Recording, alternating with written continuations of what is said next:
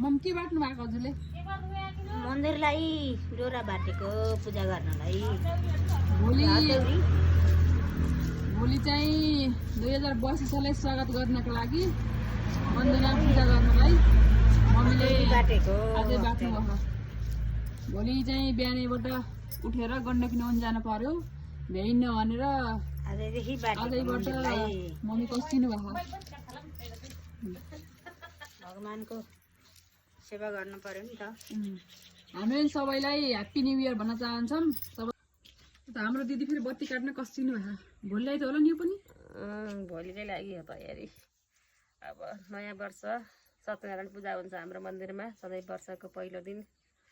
त्यही भएर अब भोलि बिहान भ्याइनु होइन आजै बत्ती काट्ने दुई टप्पर लाउने काम हो क्या कथेर खै। मलाई भिडियो गर्दा ठिक्क छ। खै चालो आजभोलिका बुहारी भिडियो त ठिक्क